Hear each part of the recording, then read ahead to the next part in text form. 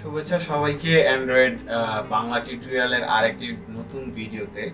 গত ভিডিওতে আমরা শিখেছিলাম হোয়াট ইজ জাভা এবং জাভার বিভিন্ন ফিচার সম্পর্কে আলোচনা করেছিলাম। সো আজকে আমরা জানবো যে জাভা প্যাকেজ কি এবং এটা কিভাবে ব্যবহার করতে হয়, জাভার what is Java package and how it's work. So দেরি না করে চলুন আমরা শুরু করি আজকের ভিডিওটি। সো প্রথমে আমরা এখানে দেখতে পাচ্ছি Java package and how it's work. এখানে বলা হচ্ছে যে a package in Java is used to group related class. আমরা অবশ্যই এই জিনিসটা প্র্যাকটিক্যালি দেখব, তার আগে আমরা একটু থিওরিটিক্যালি একটু পড়ে নেই। Think of it as a folder in a file directory. We use package to avoid name conflict and to write a better maintainable code. So আমরা প্যাকেজটা ব্যবহার করি হচ্ছে নামের কনফ্লিক্ট যেন না হয় এবং অর্গানাইজড ভাবে আমরা যেন আমাদের ক্লাসগুলো রাখতে পারি, যার জন্য হচ্ছে আমরা জাভার প্যাকেজ ব্যবহার করি।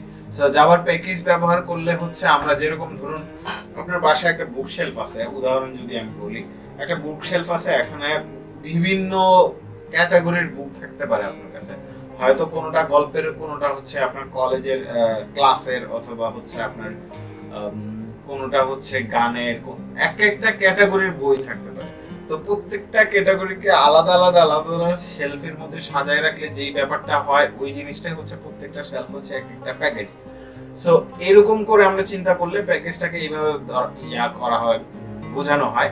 তো আমি এখানে প্যাকেজ দুই ধরনের হয়ে থাকে। একটা প্যাকেজ হচ্ছে জাভা অটোমেটিক জেনারেট করে, যেটা প্রিবিল্ড ক্লাসেস যেটার ভিতরে থাকে, ওই প্যাকেজগুলোর মধ্যে বিভিন্ন জাভা, যেটা আমরা প্র্যাকটিক্যালি অবশ্যই দেখব অ্যান্ড্রয়েড স্টুডিওতে। আর আরেকটা হচ্ছে ইউজার ডিফাইন্ড প্যাকেজ, মানে আমরা নিজেরা কিছু প্যাকেজ তৈরি করতে পারবো।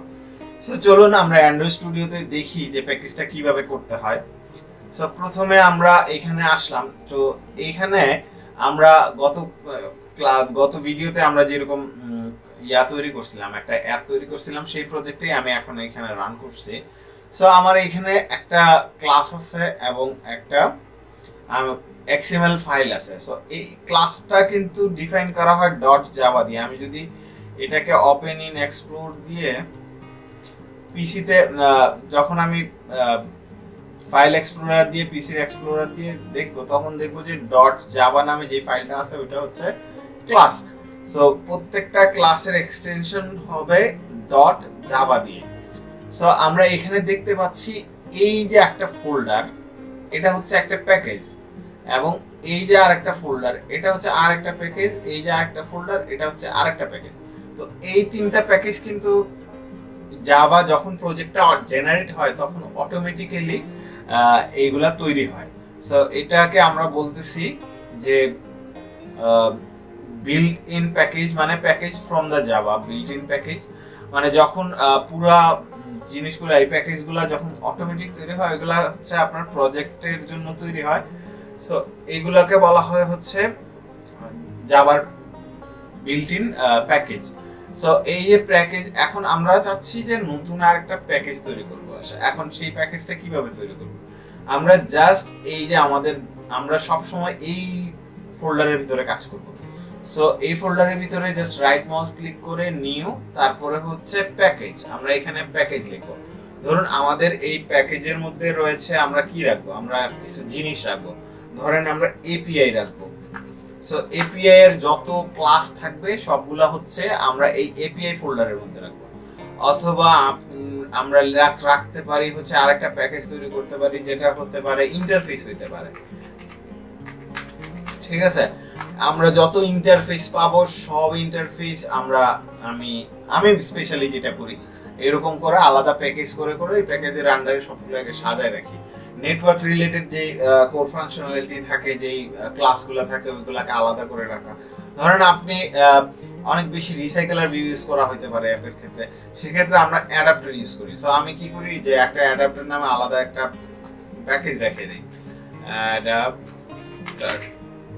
সো অ্যাডাপ্টার নামে আলাদা একটা প্যাকেজ করে আমি এইখানের মধ্যে যদি আমি নিউ, এখান থেকে জাভা ক্লাস মেইন অ্যাডাপ্টার, আমি ধরেন একটা অ্যাডাপ্টার ক্লাস করলাম। মেইন অ্যাডাপ্টার ক্লাস, এটা একটা ক্লাস। সো এইখানে একটা ক্লাস তৈরি হয়েছে, দেখেন এটার ভিতরে একটা ক্লাস তৈরি হয়েছে। সো এখানে সব হচ্ছে অর্গানাইজড ওয়েতে সেই জাভার প্রজেক্টগুলোকে ক্লাসগুলোকে সাজায় রাখার যে ফোল্ডারগুলো হয়, ওই ফোল্ডারগুলোকে একটা আলাদা আলাদা প্যাকেজ বলা হয়। সো এই ছিল আজকে প্যাকেজ এবং প্যাকেজগুলো কিভাবে ব্যবহার করে তার ভিডিও।